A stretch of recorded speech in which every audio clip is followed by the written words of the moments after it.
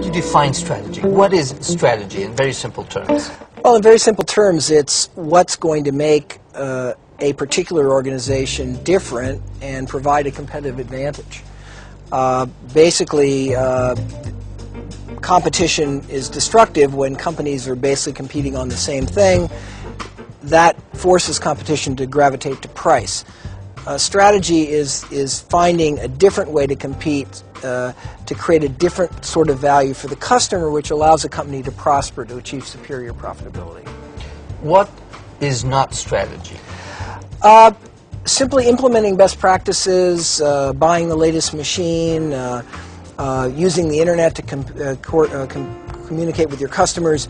There are lots of things that managers do that they have to do to actually keep making the company more productive and more efficient and to attain the kind of latest technology and knowledge about management. All those things are a necessity, but they're not strategy. Strategy is not about doing the same thing better. Strategy is about finding that different place for the organization to deliver value. But what makes it challenging is you have to do both of these things at the same time. You got to keep assimilating best practices, but at the same time having real clarity about what's going to make you different. You wrote a book 25 years ago that has remained at the top of the list of the strategy books. What were the key messages in that book?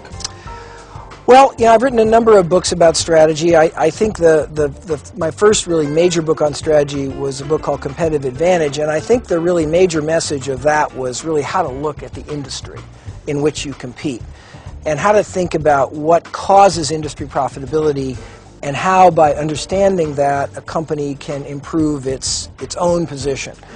In that book, I introduced the so-called 5 forces framework, that in any industry you've got to look at the power of the customer, the power of the supplier, the barriers to entry, the threat of substitute products, and the nature of the rivalry itself, and that those 5 forces collectively define really the profit potential of any business. And this was, I think, a breakthrough in the field, because really we had no systematic way of looking at industry.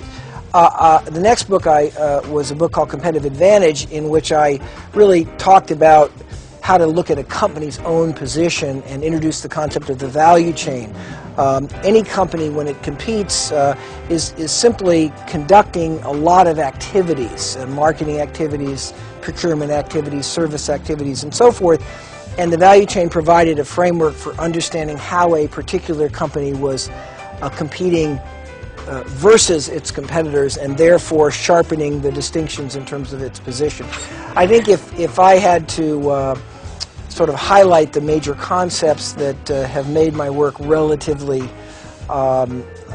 enduring, it would be some of those ideas. Interesting. And after 30 years, what has changed? Is everything relevant, or have things evolved?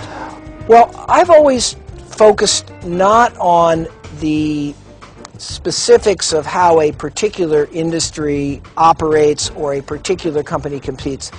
I've always been looking at really the deep fundamental underpinnings of competition.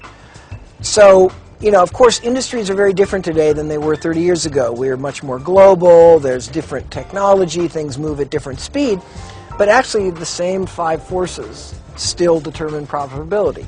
It's still the power of the customer, the power of the supplier. So I think in some sense everything has changed. But at least from my point of view, very little has changed, in the sense that the enduring fundamentals of industry structure and the value chain and the importance of price and cost in determining superior performance, the distinction between operational effectiveness and positioning, all those things are what I would say are really competitive fundamentals that are timeless. And then at any given moment in history, the weights, if you will, or the specifics are constantly evolving.